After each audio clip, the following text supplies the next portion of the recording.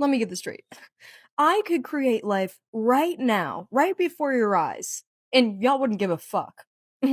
But a couple of dudes write in a book that some other dude created the entire universe and everyone in it, and you just devote your entire life to it?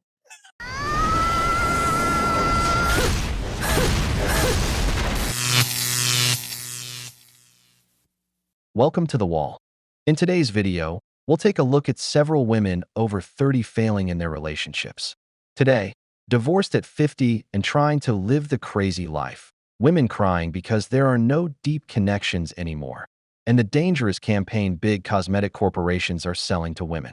Let's begin. How old are you? Well, that's a secret that I shouldn't tell. How about you? I am 51. Are you single? Yes. Yes. Have you ever been married? Yes, once. And how long was your marriage? 19 years. So after spending 19 years with a man, why even throw the relationship away? Love went to an end. It ended. So at what point did the love actually fade? Well, I don't know. Matters. Yeah. Well, we're from Spain. Okay, so it's not relationships about Miami. If you want me to talk to you about relationships in Miami, I can tell you something about that. I've been married for 22 years. So you are currently married? No, I'm not married. I'm divorced. Why did your relationship come to an end, you think? Because that's not what I wanted. And at what point did you figure that out? Long time ago, but we had 2 children, and it took me a while to decide that. So where do you go from here after having 4 decades combined marriage come to an end now? To enjoy life right now and to look for the person that deserves us. We are living a second life, this second opportunity. Different life, different place, different countries, different business, everything different. So you don't think that your first marriage was it? Like that was your window? Of course not. Life is very, very long, and there are many opportunities. You just need to love yourself and to find the person that loves you as you deserve. I was reflecting on my walk this morning because I'm back on my walks. I was reflecting on the decision that I have made to leave my marital relationship. And I think that for a long time, you contemplate in your brain, like, leaving before you do leave. And I think that you work on trying to make things better before you leave as well. You don't just go. Like, I think as a woman, like, you just don't up and leave. I think that your brain is going there for a long time. And obviously we had marriage counselling last year. But I think that for all the reasons that I left, since leaving, I've realised that those reasons are even more valid because they show even more once you leave the relationship that it was the right decision to leave. Like, for all the reasons that I think about why I left, they show up so strongly now. And yeah, I just sort of like, it's more of a reflection of the fact that if someone is scared to leave their relationship, the grass is, they say the grass is not green on the other side, but the grass is more peaceful on the other side if you are really unhappy. Stop it.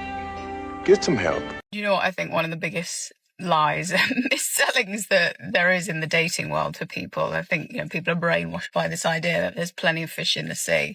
No, there isn't. Is that you are a unique and complex makeup of certain characteristics, certain unique things about you that is only going to be complementary with a very small number of people, if one. And so it's not about sourcing the field to find the perfect partner for you. It's about becoming the version of you that is true and authentic, and then naturally magnetizing towards the person that is right for you. There's plenty of fish in the sea notion is absolute nonsense, because when you're seeking yourself through others, through trying to reflect back through others, because you think, there's loads of people out there, there's loads of options, there's loads of this, there's loads of that. It isn't true. Is that, number one, when you do that, you're also selling yourself short and saying that your unique blend and your unique nature is identifiable out in the masses, and therefore, you could pretty much blend with the masses, with anyone. Whereas when you accept your unique nature and you accept the potency of what that means, the rarity of what that means, you start to understand that you don't want to be wanted by everybody. You don't care about that. You have no inclination to want to feel as if the rest of the world thinks you're their flavor.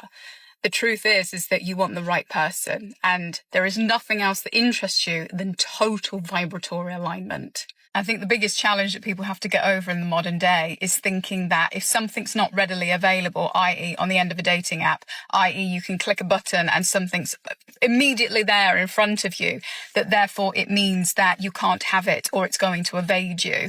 And so people get caught up in this idea they have to keep doing something, moving, being in certain places in order to manifest or come into contact with the thing that they want. But the truth is, it's about slowing down. It's about becoming aware of your vibration and what you are emitting, because when you are anchored into yourself, energy doesn't lie. You can feel your body literally pulling in the other person that is in vibrational alignment to you. You can feel the signals that are emitting between your energy fields. And so you know that it's real because the body doesn't lie. Whereas when you're sat there trying to distract and scatter your energy because you think you have to chase after something that's going to evade you if you don't move fast, this is conditioning. This is conditioning of the modern world and nothing else. The great irony of it all is that people that hold this idea, this belief that there's plenty of fish in the sea, also only view themselves as the fish, because it's the only way that you can withhold that belief and project it outwardly is because you also believe it about yourself. And so when you only see yourself as a fish in the sea, other people are only going to treat you like you're another fish in the sea. And that, they've got many, many options to go through as well. So check yourself and your belief systems when it comes to this stuff, because you're in effect creating those experiences for yourself and assigning yourself to those experiences. And your body knows, your soul knows. So just drop into yourself, listen to the signals, because energy never lies. All these women have one thing in common: the fantasy that the grass is always greener on the other side. We live in the age of replacement.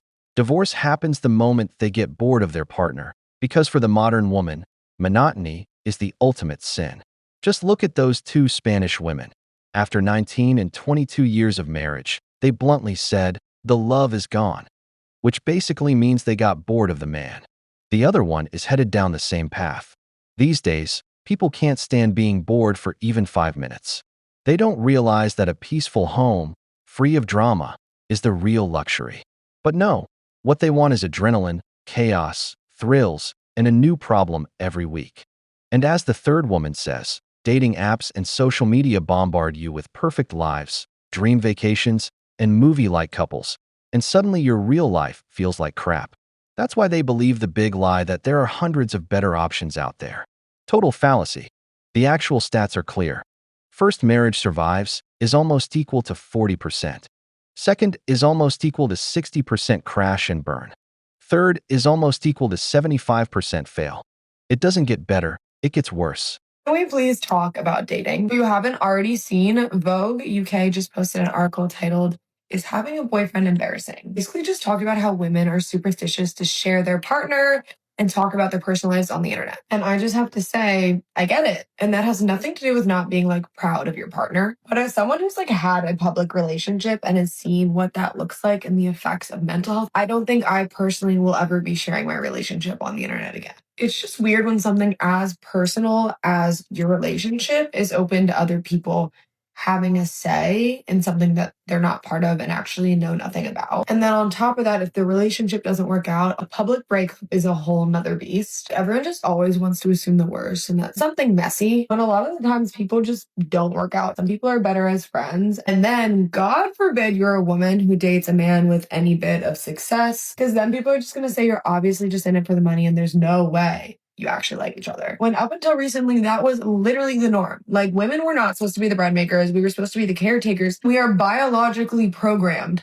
to want to date above us. That way we can take care of our kids and don't have to worry about protecting. I find it so weird that women get shamed for that. Being a mom is a full-time job that is one of the hardest ones out there. And then on top of that, we live in a world where everyone just wants the next best thing. Social media has created this perception that there are unlimited options and there's something always better, which is why I think it's so hard for people to commit these days. Also why marriage rates are declining and divorce rates are substantially increasing. So I don't know if having a boyfriend would be embarrassing, but it is definitely risky. And obviously when we say having a boyfriend, they don't mean actually having a boyfriend, they mean having a boyfriend publicly on the internet. Honestly, I'd have to agree. And the next time I think you guys will see me be public with a man, at least his face, might be when there's a ring on my finger. Let me know what you guys think though. I'm curious if you think having a boyfriend is also embarrassing. Oh, hell no. How old are you? I just turned 29. Are you single? I am. Do you think that you're in your prime now?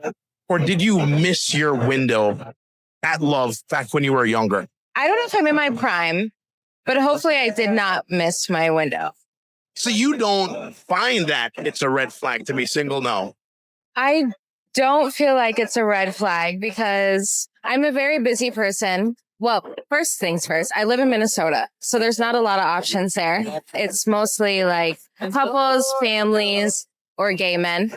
Being in Miami is a total different culture, and there's a lot of beautiful people here. Well, why do you prefer the Miami man as opposed to the Minnesota man? What's the difference? And maybe I just like, I like the success mindset. I like the motivation mindset. I like business mindset. So I think that's what it is. So you're looking for the very best option. Maybe that's it. Yeah. Do you think it's going to get easier as you get older? I don't think so. I don't think so. So why not just find a good guy in Minnesota who'll take you on a nice little date, give him a shot, and then start a family? Because I could give myself whatever I want at this point in my life. So I don't feel like I need to settle. So your ideal man in Miami, what does he look like? I gravitate to ambitious people. So financially, he could be on his way or making steps towards.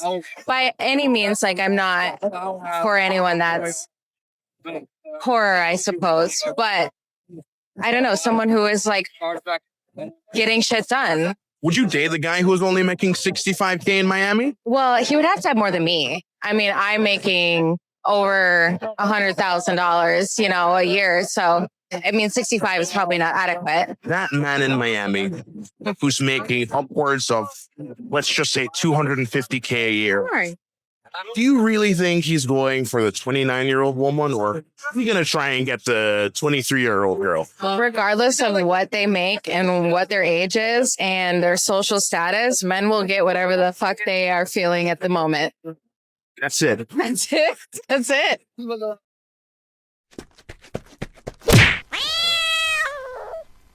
Gotta hand it to the woman in the interview. She always has a response for everything. She's entertaining. But she's the classic case of someone chasing the apocalypse 666. 6 feet tall, 6-figure salary, and a six-pack. That mindset is going to leave her single forever. Maybe there aren't that many men in Minnesota making 100K, but she's forgetting one key detail. She moved to Miami, the global capital of hypergamy, where thousands of 20 to 25-year-old women arrive. Hotter, younger, and with the same standards she has, but at 29. As the interviewer told her, a man making $250K plus is going to pick the 23-year-old, not the one pushing 30. And check out the new narrative magazines and podcasts are pushing. Having a boyfriend is embarrassing. Don't show your partner on social media. It's risky. Why do you think they're selling this? To keep up the fantasy of the empowered, independent woman who doesn't need a man, while demonizing relationships and men. A society where men and women are divided and at odds is much easier to manipulate and control. The loneliness epidemic isn't a side effect anymore. Now it's marketed as a virtue, and having a partner as something shameful. This is the most toxic campaign they've launched so far. Before we move on to the next video, I want you to check out a few interesting comments. They always say women check out long before it's over. I agree though, when you're out of a bad relationship, you see things much clearer when the pain goes. Life is short, and for living, always got to do right for you. I say time's a healer. I know myself how much happier I am now. so it's true okay and. If dating apps were so good, why are so many more people now single and lonely? Here is a fact. Throughout my 20s, I was working, studying, and was rejected for not having a six-pack, money, or able to take trips. Now at 30, I have the six-pack, am an executive of a Swiss bank, 6 figures, have a business, and only fly business class. Now I get too much interest. This is a true reflection of society and dating, and nothing else matters. Faced with rolling eyes, I have lived in South Africa, Switzerland, and London. Plenty of fish in the sea, maybe a nonsense. But older dating was no different. In the past, you chose one random person and learned to accept him/her. And you can easily apply this concept from the past equals plenty of this type of fishes in the sea. The only problem is we don't want to make the effort like in the past. What are your thoughts about the 5s and SIXs who think they're 10s, saying they won't accept a man because they think they deserve a 7-figure man who looks like a movie star? I was in dating business. None of dating apps is interested for PPL to match, unless you paid tons of money. That's sad reality.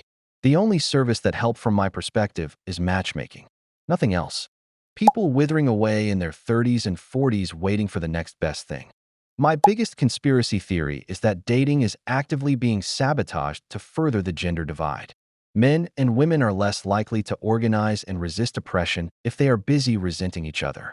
If we date and marry, the Matrix can't get as much out of us, since we will give that time and energy to our partner and offspring instead. Also, just like everything else, the Matrix wants to monetize dating too. So we are left with side hustles, loans, and Tinder. The American dream is gone. And it's always been this way. Unfortunately, now social media gives everyone 24/7 access to the grass is greener. Women want the bears, and we want you to subscribe and help us hit 1,000 likes on this video. Don't forget to leave your opinion in the comments. It's important to us. All right then, let's get back to the video. Our generation has become so sick. We have turned the most beautiful thing, finding a partner, into something so ugly that we now think you can form a deep, genuine connection with anyone. There are billions of people in this world. You can always find someone hotter, smarter, richer, better body, taller, more fit, whatever you're looking for, younger. But you know what you're not going to find? You're not going to find that connection that you built with someone special. You're not going to find that in everyone. And that's what we are taking for granted in today's dating world. Just because you see a hotter person pop up on your screen. Building a connection is saying, hey, I love what I have with this person. I'm going to make it work. And I don't care who comes by. They're not going to interrupt this bond, because this bond is special and bonds cannot be replaced. So yes, you can replace the physical body. You can replace something better looking, but you cannot replace the soul connection that you have. And some of you need to just sleep on that. That's all. I wonder how many single men I'm going to trigger this time. Earlier, I filmed a video of me talking about my Hinge no-goes, which is basically things that I see on profiles that is an immediate no for me when I scroll through the dating apps. Since my list is very long, I thought I'd keep sharing my Hinge no-goes. The first is the shirtless pictures. And there's layers to this, because if you have your shirtless picture on your first photo, it's a no. It's an immediate no. Also, if you have a shirtless picture where you're taking a selfie in the mirror, it's also a no. Because why are you posing shirtless in a mirror? Why? And I think that also tells you how much men don't know about women. Next one is very random, but it's the little thing that tells you all the little quick facts about your age, your height, everything. My no-go is when people have so much in that thing. Like they have, don't want children, don't have children, drink wine, don't drink wine, have their star sign. People have so much stuff on that. I'm just like, you're taking this way too serious. No. The third one, I thought I'd continue with the non-creative prompts because they're actually so bad. And I'm just gonna keep them as reoccurring. Unusual skill, getting my hoodie back after you borrowed it. My ideal Sunday, gym, church, watching football. And when they have the two truths and a lie thing, it's always about bragging. At least try to be a little bit fun, but it's always about bragging. And I don't like it. Maybe it's the sweet in me, but I don't like it. So those were some of my Hinge no-goes. Do you agree? Also, let me know if you want me to do a part 3. You can't replace deep connections. That takes time. Like I said before, the day they turned a basic human need, having a partner, into a business, everything started collapsing. Men had their taste for real women replaced with virtual girls and blue apps. Porn and OnlyFans are at all-time highs. Women were sold the lie that there's always someone better, and a fake Instagram life that makes their own seem boring and mediocre. Now even politics is a roadblock to dating. When a woman sets unrealistic, non-negotiable standards over nonsense, shirtless pics, zodiac signs, or 3 extra lines in a profile, she's gambling with the quality of her future relationship, while corporations cash in on her loneliness. And the cherry on top, now Vogue and podcasts are pushing the idea that having a boyfriend is embarrassing. At this point, you don't even know whether to laugh or cry at this crap. We've reached the end of the video, but before we go, the questions are for you. Why do you think this campaign to make having a boyfriend seem shameful is happening? What do you think is the biggest obstacle to being in a relationship today? If you liked the video, give it a thumbs up, subscribe to the channel, and turn on the notification bell. Your support means a lot to us and motivates us to keep creating more content. Stay tuned for the next episode of The Wall.